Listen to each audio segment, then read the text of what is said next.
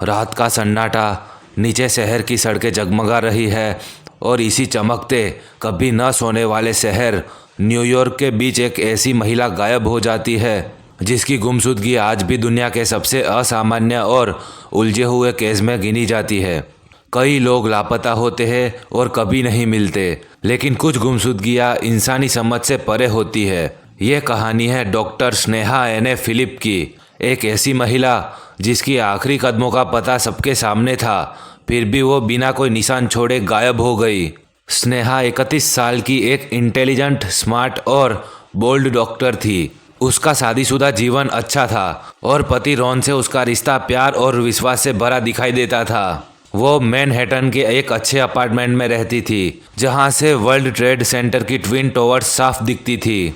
बाहर से सब कुछ परफेक्ट दिखता था, लेकिन हर परफेक्ट पिक्चर की तरह अंदर कुछ दरारें भी थी। काम पर अटेंडेंस को लेकर झंझटें, रेसिडेंसी प्रोग्राम में फ्रिक्शन और उसके पर्सनल लाइफ में ऐसा तनाव जिसे कोई पूरी तरह समझ नहीं पाया। स्नेहा सोशल और आउटगोइंग नेचर की थी। कभी कभी लेट नाइट दोस्तों से मिलना, कभी आर्ट गैलरीज, कभी क्लब्स में जाना, ये सब उसके पर्सनालिटी का हिस्सा था। लेकिन क्या ये हैबिट्स उसकी डिसअपीयरेंस से जुड़ी थी, कोई नहीं जानता। 10 सितंबर 2001 शाम के लगभग 7 बजे स्नेहा आखिरी बार एक डिपार्टमेंट स्टोर से सीसीटीवी में दिखती है। वीडियो में वो बहुत शांत नजर आती है, जैसे किसी सामान्य दिन की तरह शॉपिंग कर रही हो। वो कुछ कपड़े, जूते और घरेलू सामान खरीदती है। इस पूरी फुटेज में उसके पीछे कोई नहीं है, कोई सस्पिशियस व्यवहार नहीं, कोई ऐसा इशारा नहीं कि वो डर में हो। लेकिन बड़ी बात यह है कि उसके खरीदे हुए सामान कभी घर में मिले ही नहीं। कोई बैग, कोई रिसिप्ट, कोई कपड़ा, कुछ नहीं। इससे 2 शक उठते हैं, या तो वो घर लौटी ही नहीं, या वो घर लौटी पर उसके बाद कुछ ऐसा हुआ जिसे किसी ने नहीं देखा। उसका पति रॉन रात में घर लौटा। स्नेहा घर पर नहीं थी, लेकिन उसके लिए ये अनयूजुअल नहीं था, क्योंकि स्नेहा कभी कभी अपने दोस्त के घर रुक जाती थी या लेट नाइट बाहर रहती थी। लेकिन सुबह शहर का सबसे काला दिन शुरू हो चुका था। 11 सितंबर 2001 ट्विन टॉवर्स पर हमला, हर जगह अफरा तफरी, हजारों लोग गायब, हजारों घायल, हजारों मर चुके। ऐसे माहौल में रॉन को लगा, क्या स्नेहा डॉक्टर होने के नाते वहां मदद करने गई होगी? ये बात परिवार और उसका ब्रदर भी स्ट्रांगली बिलीव करते थे। लेकिन इसके बाद शुरू होती है असली उलझन। पुलिस ने 2 एंगल से जांच शुरू की। पहला, क्या स्नेहा टॉवर्स गई थी? दूसरा, या 11 सितंबर से पहले उसके साथ कुछ हुआ? जांच में शॉकिंग बात सामने आई।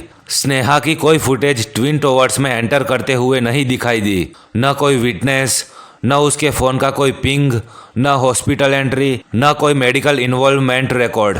पुलिस को लापता होने का समय 10 सितंबर की रात का लग रहा था, मतलब 11 सितंबर से पहले। फिर पुलिस ने उसकी पर्सनल लाइफ खंगालनी शुरू की। रेसिडेंसी प्रोग्राम में उसकी अटेंडेंस और बिहेवियर को लेकर शिकायतें थी। कुछ कलीग्स कहते थे वो स्ट्रेस्ड रहती थी। परिवार कहता था उसे अनफेयरली टारगेट किया जा रहा था। कभी कभी स्नेहा देर रात बाहर रहती थी।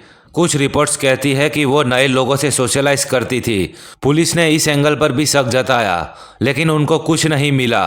कुछ पुलिस ऑफिसर्स ने कहा शायद उसने खुद ही डिसअपीयरेंस प्लान किया, लेकिन इस थियरी को भी कोई एविडेंस सपोर्ट नहीं करता। कुल मिलाकर हर थियरी आधी अधूरी थी, हर जवाब एक नया सवाल बन जाता था। परिवार लगातार इंसिस्ट करता रहा कि स्नेहा अपनी मेडिकल ट्रेनिंग के चलते हेल्प करने गई होगी। 11 सितंबर के केओटिक माहौल में यह पॉसिबल भी है, जहां हजारों अनआइडेंटिफाइड विक्टिम्स थे।